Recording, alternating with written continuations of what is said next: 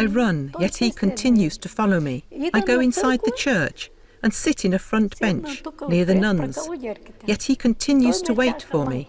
I go outside and he says, "Come, let's go." I run home and hide in my attic bed.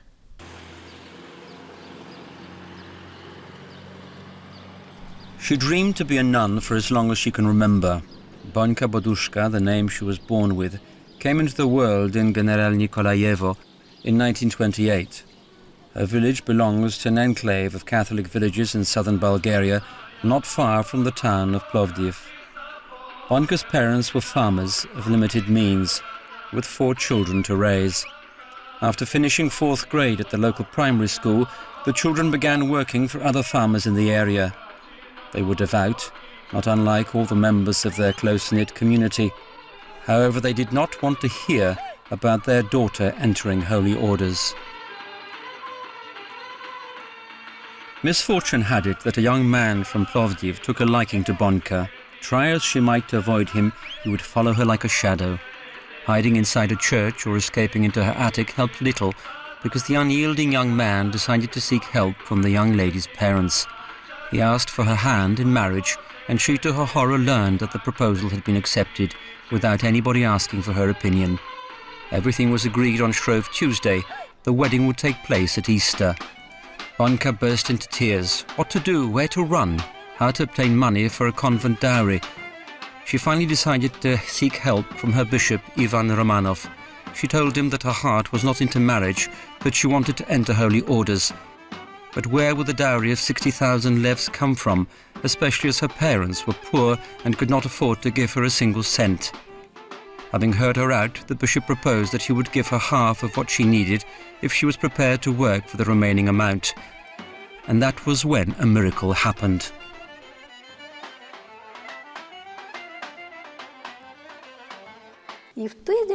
A letter arrived from Sister Aloisa, explaining that the convent needed girls to work.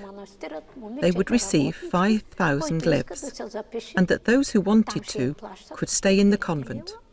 I was the first applicant. I told no one that I was going to a convent. He continued to appear, continued to insist that I should come down and that we should talk. No, I don't want to. I don't want to marry, and that's that. Marriage wasn't my calling.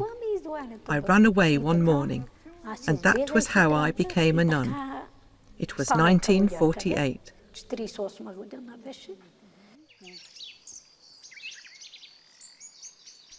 Bońka knocked on the convent door at Carewbrod in northern Bulgaria, the home of Benedictine missionary sisters who had originally come from Tutzing in Germany in 1914. They looked after poor children, founded a school, ran an orphanage, and looked after the ill. Bońka was happy. She worked in the garden during her first year and then entered the novitiate. Each of us got a white cap. We were working. They had 55 acres of land and some cows. A big farm.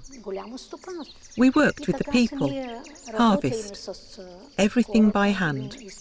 There were no combine harvesters. Everything was done by hand. We picked corn. There were also 7 horses, 5, 6 cows. We used to get up in the morning at 4, milk the cows, and then go to morning prayers.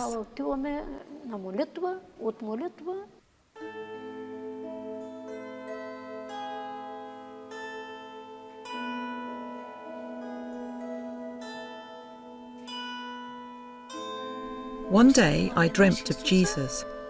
He stood where the word of God was read out. I was sitting inside the church when suddenly he said, "Give me your hand. Touch my heart." I answered, "I do not know how to confess my sins. I am from the country." To which he replied, "When you go to a priest and tell him your sins, and he imposes a penance, tells you to say, 2 Our Fathers, you will say 4. When he tells you 4, you will say 8. Then he asked me for my hand and said, 'Touch my heart.' When I touched his heart, I felt a heart crowned with a wreath of thorns. I pricked my finger and bled. It hurt. My fingers hurt all week. I was glad something unforgettable, something that one cannot erase.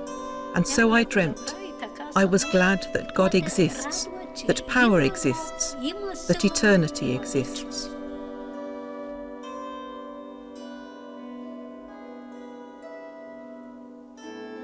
Bonka's happiness did not last long.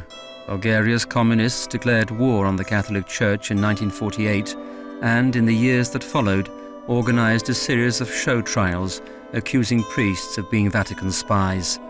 In 1950, the authorities decided to visit the convent at Carewbrod. The communists took everything there was to take, cows and beds. They stole everything. The sisters ended up sleeping in the attic and basement. They built blocks in the fields, dispersed our children, and finally told us that we must also leave.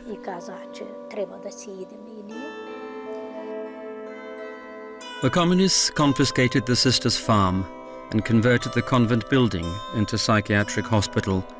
The German sisters were forced to leave Bulgaria. The authorities allowed some of the older local sisters who had taken their final vows to be employed in the hospital as ward nurses and cooks. Novices were forced to go home. Bernadette burst into tears once again. "Leave me here. I can look after the pigs all my life, but let me stay here," she begged. But the authorities' decision was final. Whether I liked it or not, I had to return home. It was 1950. I returned and began to work. I again began going to church as a nun. I left home every morning. Come rain, snow or shine, nothing could stop me. 1,870 steps to go. Enough to say the whole rosary before reaching the church. I was regularly in church, every morning and evening.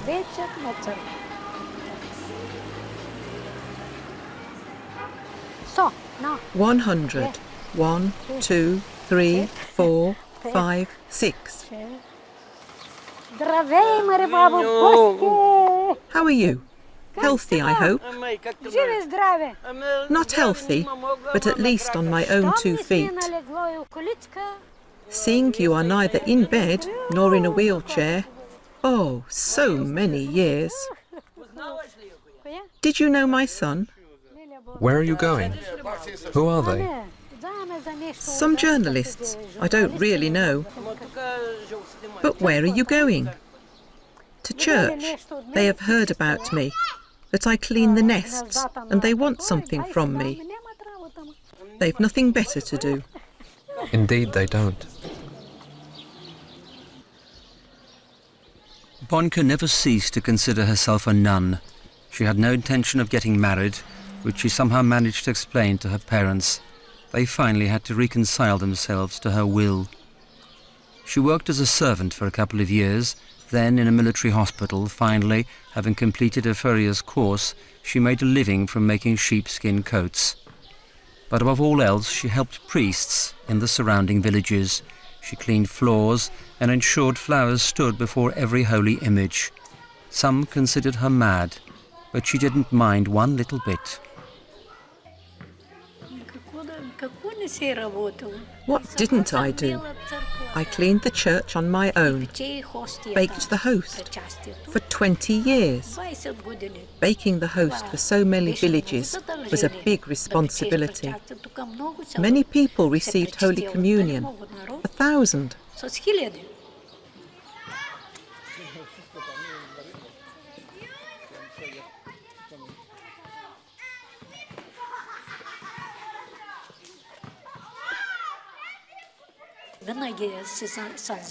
I always organised the buses, trips. Every year I used to take the old grannies to the Rilsky monastery, to Belene and Velingrad, an opportunity to travel for 2-3 days. What did I do? Clean gutters. We used to take down the nests, stalks. I used to check the little stalks every year, whether they were healthy and well. Through all this time, I climbed onto roofs with joy. We cleaned the gutters every year, and I was happy that God kept me healthy. I thank God for keeping me well to this very day. Ah, and we are looking for him.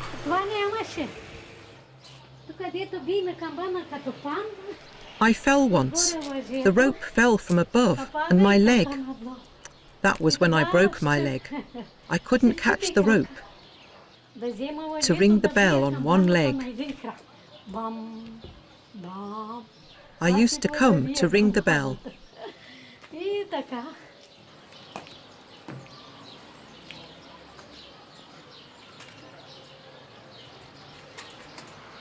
I cleaned here, dead crows, all sorts of things.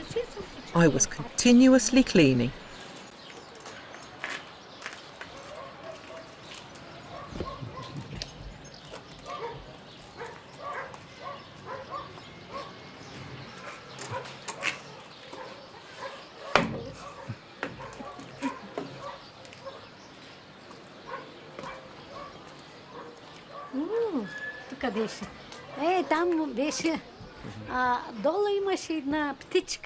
There was one bird downstairs, a single sparrow tied down by a leg, and he flew and flew and could not fly away.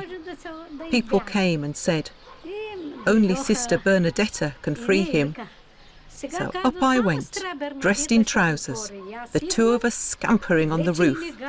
I finally managed to untie him, down there in the corner. Thank goodness.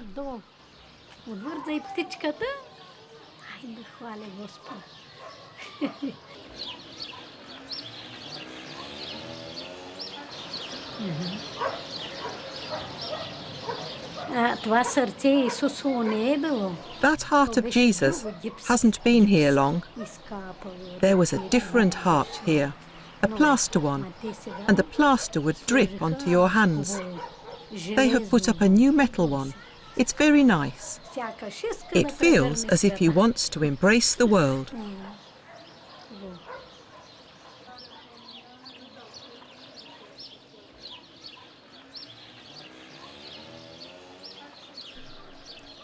After her return to her home village, General Nikolaevo, Bernadette often assisted during funerals. She recited prayers, consoled the grieving. She accompanied many from the village to the cemetery. And then the communists began to trouble us. They didn't allow us to go to funerals. They didn't allow us to sing. One day, Bernadette witnessed a unique funeral. In 1964, the authorities agreed to release the body of Bishop Ivan Romanov. He was arrested in 1952 and sentenced to 12 years in prison for spying for the Vatican. For a 74-year-old bishop in poor health, that was the equivalent of a death sentence. He died a few months later at the prison hospital in Shumen. The doctor who looked after the bishop was a Catholic. Following the bishop's death, he tied a piece of copper wire firmly on one of the dead bishop's fingers, in place of the bishop's ring. He gave the gravedigger, who was also a Catholic, very strict instructions to ensure that the resting place of the bishop's remains would not be forgotten, all the more so as his naked body was thrown into a communal grave. 12 years later, the authorities generously agreed to release the bishop's remains to the family. However, the family were afraid that this was a communist trap. Who was to go? Bernadette agreed to go.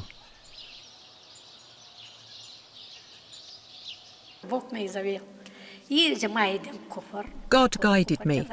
I bought a trunk, one for 5 legs, and I went to the cemetery.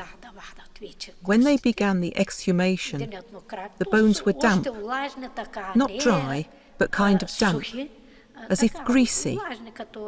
And then I saw his skull. It was twisted. I took it, and his jaw opened. I saw his yellow teeth. They were small and yellow. I said, "Yes, this is His Excellency." because I used to visit him and talk with him. We opened the trunk. I took 2 sheets, laid them inside, and we began arranging his remains. We closed the trunk, and on the following day set back on our journey home. But if somebody will steal him from us in the train? I held him so hard. There were many people in the train. I lay on the trunk throughout the journey to prevent anybody from stealing him from us.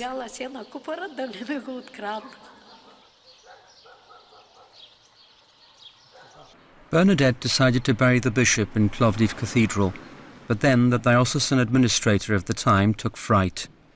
So she took the bishop to Sekirovo, a neighbouring village, which also happened to be the bishop's hometown.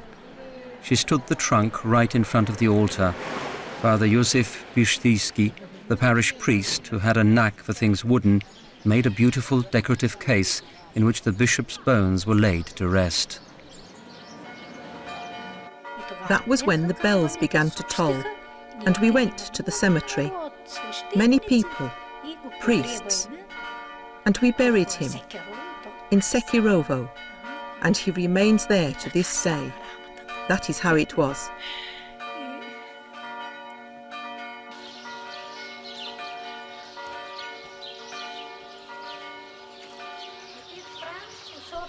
Father Franz, who was in Sofia, he also spent time in prison. Father Franz Topoch, he was in Carewbrod 40 years, from 1947 to 1986, or thereabouts.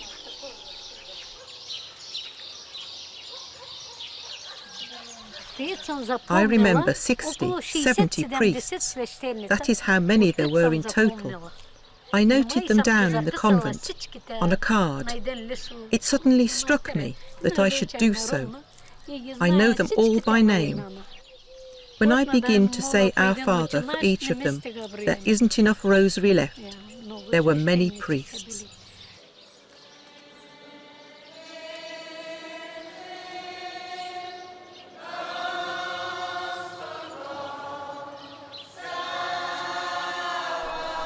Bernadette always considered herself a nun, though she hadn't had a chance to take her final vows before the communists came and could not wear the habit.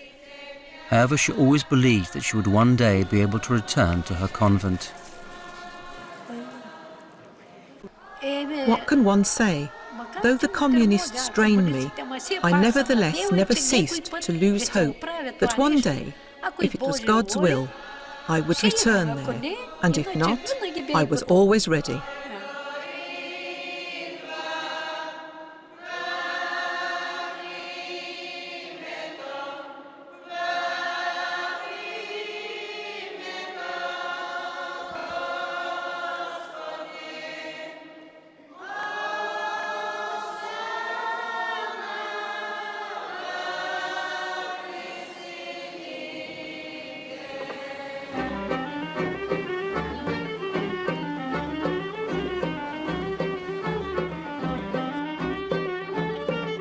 One day, something happened that a quirky Bonka Bodushka from the village of General Nikolayevo had always believed would happen. Communism collapsed. In 1992, the German sisters returned to their convent in Carewbrod. Bernadette joined them 2 years later.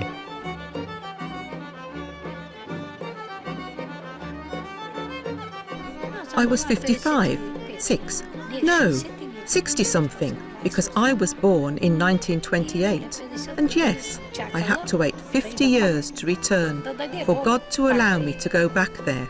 The sisters believe that I was in fact always with them, because I had unceasingly abided by everything that I had learned there.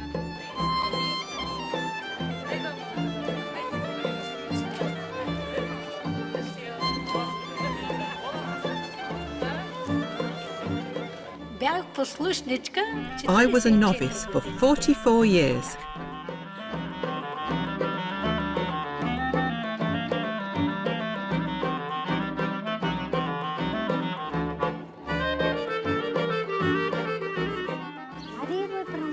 Come and join us. Why does the world have power over you, eh? I know that you have a calling, but you are drowning it out.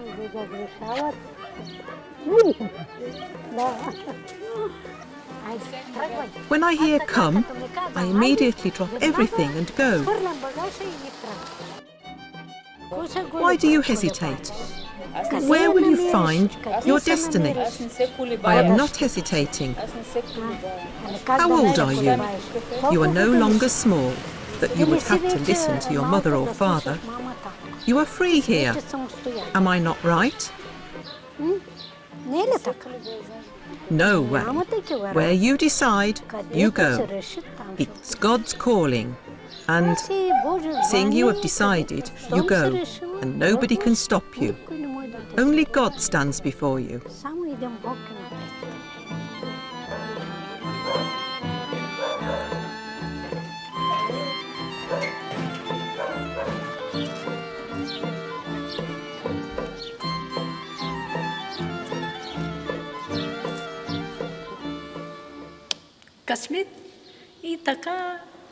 Happiness, yes.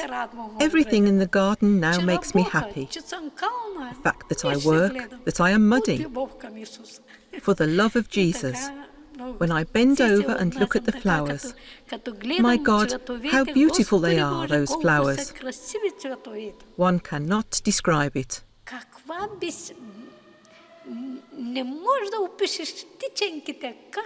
The arrangement of the stamen, how the bees drink the honey. I rejoice in the Lord. That is the flame. I don't know how to say it. My life makes me so happy.